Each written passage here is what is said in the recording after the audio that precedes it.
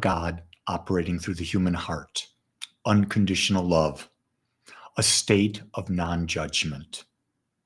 We come together as a community to support each other, to express unconditional love, to create a safe place where anyone can come and expand their awareness and have a greater and greater experience of the infinite, an experience of the divine. So if you are here for the first time, welcome.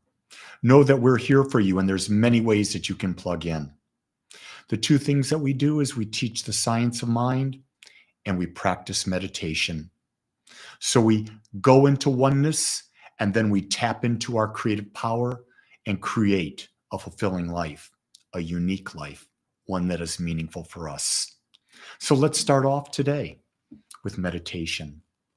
So I invite you to come into a comfortable, seated, upright position with your back straight, your hands gently resting on your lap. Close your eyes and bring your awareness to your breath. Taking conscious breaths into your heart center and out from your heart center, nourishing and purifying. There is a divine energy that is always there. And when we open our heart to it, we breathe in the infinite love, the infinite energy of the divine heart, the infinite heart, and we become one with it. And when we become one with it, we're able to see life through the eyes of the observer. We're able to see life without judgment. So let your mind go by letting the thoughts move in and move out without judgment, without discernment, without attachment. And now, scan your body and notice any and all sensations. Start at the top of your head and scan your body, moving down all the way to the tips of your toes and to the tips of the fingers of your right hand and the tips of the fingers of your left. And notice the sensations. And if you feel that there is any blockage in your body, let's take 3 deep breaths into that area together. Take a deep breath in and breathe out. Breathe in and breathe out. Breathe in and breathe out. In this state of connection, know that there is only one. It is infinite. It is all-knowing. It is all-powerful. It is everywhere present. It has always been and always will be. It is the seen, the unseen, the known, the unknowable.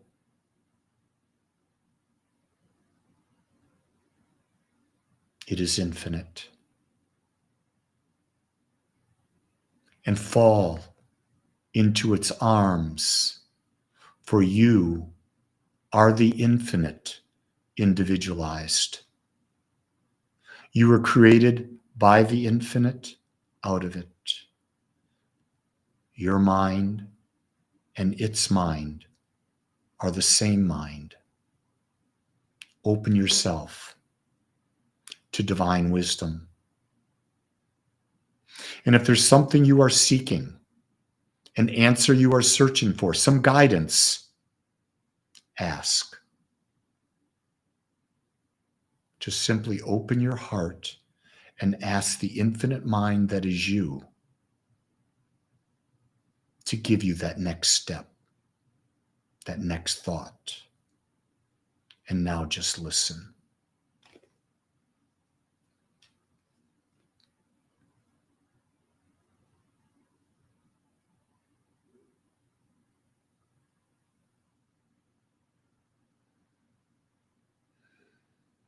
Infinite wisdom is always there for you. Our job is to be still, to ask, to listen, and to hear. So fill your heart with gratitude. Gratitude to know this expanded truth, that you are so much more than this 3D being. You are an expression of infinite love. And as infinite love, start to come back to your body, to this time, to this place, to this day, to this moment. And when you're ready, gently begin to move. And now slowly open your eyes, put a smile on your face, and come back. Well, I thought today, because of the response I've been getting from people, is that I would talk more about the basic principles of the science of mind. And so I'm going to start today with the principle of oneness. That's right, oneness. Because oneness is the very basis of all that we talk about. You see, science of mind is a philosophy that combines spiritual principles with the insights of science and the opinions of philosophy to provide a comprehensive understanding of life and human experience. Ernest Holmes, when he wrote The Science of Mind, studied all of the world religions. He studied philosophy from every aspect, and he studied the science of his day. And then what he did is he assimilated all of these into a text that is a practical way of living, to give you, to give me, to give everyone an understanding of life and the human experience that we create. Science of Mind is a philosophy that emphasizes the power of the mind and the interconnectedness of all of life. Think about that. The power of the mind. Realize that the greatest discovery that a human has ever made is that they can think. And then follow that up with the discovery that your thoughts create. And then follow that up with the discovery that you're part of the allness, of the wholeness, of the oneness, of the infinite, and that when you connect to that power, you understand that you are using divine wisdom, and it's there for you in every moment of every day. And so what we're going to talk today is about the first concept, the first principle of science of mind, and that is oneness. The science of mind teaches that there is a unified and interconnected field of consciousness that includes all of life. So this unified and interconnected field of consciousness is what quantum physicists call the quantum field. It's total pure consciousness. It's where everything exists. So if there is an infinite, which is the basis of what we teach, there's nothing other than it. So the infinite includes everything. It includes every planet, every star, every galaxy, every solar system, every animal, every plant, every insect, every living being, everything. It's created out of it. Don't you love the idea when you hear people say, we're created out of stardust? Well, yeah, so is everything created out of us, because there is a unified and interconnectedness of all things, of all life. Oneness means that all of life is interconnected and everything is an integral part of the whole. So if you follow that through and you start with the very basic premise that there is an infinite, well, if there's an infinite, the only thing that it could have created anything out of was itself, because there's nothing other than it. So when it created everything, it created out of itself. And then, knowing there's only one mind, the mind in which you're aware of, the mind which you are using, must be an aspect of the infinite mind. Therefore, every living being, everything is a part of the whole. So we are never separate from this infinite intelligence. We are never separate from total infinite consciousness. It is the fact that we have a body and we have an ego that we think that life is a one-sided thing, and it's not. Life is interconnected. And you and I, while we appear to be separate, at the base of everything that we are all part of the oneness. You see, it is in our realization that we are one with infinite intelligence that we set ourselves free from the illusions of the ego, and we find peace in knowing our truth. That's right. Just think, if all you knew you were this body and this ego, you would be in prison. You would be imprisoned by the physical limitations of the body and whatever limited boundaries your ego has created for you. But when you understand that you are a part of infinite consciousness, you realize you have a body and you have a mind and ego, but you are so much more than that. And the body and the ego are there for you to experience life, as much life as you can imagine. And the truth of the matter is, you have no limitation. And so when you can put the body and the ego into perspective, and you can be in the interconnectedness with the one mind, you become the observer. So you don't see a one-sided life. You see a life from way above, where you see that everything in life is always in perfect balance. And guess what? Perfect balance is the state of love. It's the state of the divine. You see, it is our relationship with the infinite that determines if we are conscious that we are a powerful creator, or are we unconsciously affirming the role of a victim. See, it all comes back to what we believe about who we are, where we came from, and what is our purpose. In Science of Mind, we teach there is one. And from the one, we're created. And we're part of that one. And because we're created out of the one, which is a creator, we are creators. And we have that power to create in our world. And we do that through the use of our mind. We do that because we understand that our beliefs create our life experience. If we're not aware of that, then we're saying that life happens to us instead of life happening through us. And when we believe that life happens to us, we are victims. I've been studying the science of mind for going on a quarter of a century.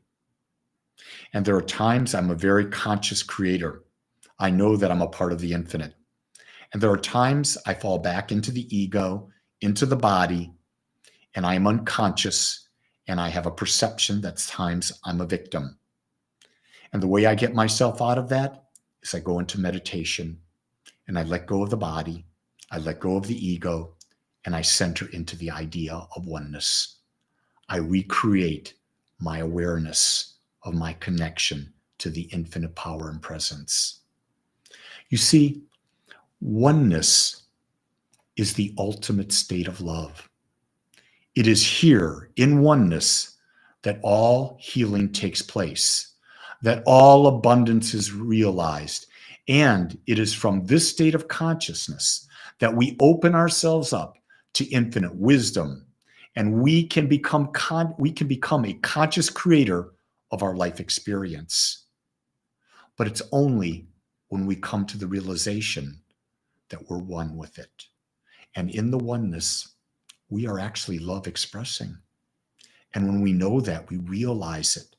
And then from this state of consciousness, we understand that the power to create our lives is right where we are. We're not seeking anything outside of us to create that power. We're not asking a being, a divine, infinite being greater than us to give us what we want. No, we don't do that in Science of Mind. We understand our belief creates. It's not another being, it's our belief. There's a law, it automatically responds to us. And we'll be talking about that at another time. But right now, I'm bringing into the aspect oneness, that there is only one life, one mind, one power, one presence, and you and I are expressions of it. It is my experience that the way we become aware of our interconnectedness to all of life is through the practice of meditation and mindful living. These are two incredibly important spiritual practices. Meditation allows you to slow your mind down, to stop and release your attachment to thoughts, to release your attachment to body. The simplest form of meditation is to focus on the breath. And do you know where you experience the divine, the infinite? Between the inhale and the exhale, between thoughts. When there is no judgment, there is no analysis. And then there's mindful living. Have you set an intention that when you're living, that everything around you is life and everything around you is interacting with you? You see, that's mindful living. And there's a difference. Mindful is conscious living. It's consciously choosing to live out of a state of love. And you understand that state of love through the act of meditation. Meditation is the single most important spiritual practice. And you can do these practices regardless if you have a religious belief or you don't. You will receive the benefits simply because there's power in what you do. You see, the best way, the easiest way I can describe it is that we're like a drop of water in the ocean. And while we're not the ocean, we do, as a single drop, contain all the attributes and properties of the ocean. So I am a drop of consciousness in infinite consciousness. And all the creative aspects of consciousness are right where I am. Another way to look at this is that I am a wave. And my thoughts create the type of wave I am on the ocean. I can be a soft, very gentle wave. I can become a tsunami. I can be anything in between. But yet, even though I'm that wave, at the level, above the level of the surface, I look like a wave. Below the level of surface, I'm back in oneness. I'm always connected. And guess what? Below the surface of the wave, I'm connected to every other wave. So that's how we're connected to everyone else on the planet. We're all part of the one consciousness. So if we could get and grasp that, we could start to live with kindness toward one another because we understand that we're all from the same family and we're all one. And in that oneness, we get to experience love.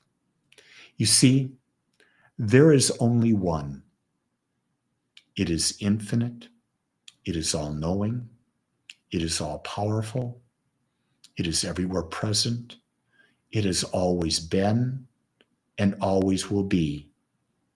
And you and I and everyone else is a unique part of it. This is the basis of everything we teach in Science of Mind. And in the next coming talks, we're going to explore the other aspects of the Science of Mind so that you can get a better grasp on how you can claim your power, your individual right to create the life of your dreams. So I want to thank you for taking time out of your life and being with me today. If this message resonated with you, share it with others. Or go to the Agape spiritualcenter.com website and go to the calendar and see everything that we are offering. Most everything we offer is virtual. We do have an in-person presence where we do Sunday celebrations and a few other things locally here in the North Texas area, but we're a virtual worldwide community. And if you really like this message and it's serving you, why not give back?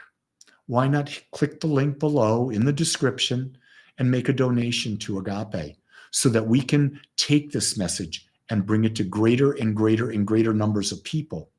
So when we do that, they can claim their power, and together we can claim a world that works for everyone. So thank you. Thank you for being open to hear this message. I invite you to test it out, because until you do, it's just words. It's just thoughts. But when you prove it for yourself, now you've got the gold. Until next time, much love.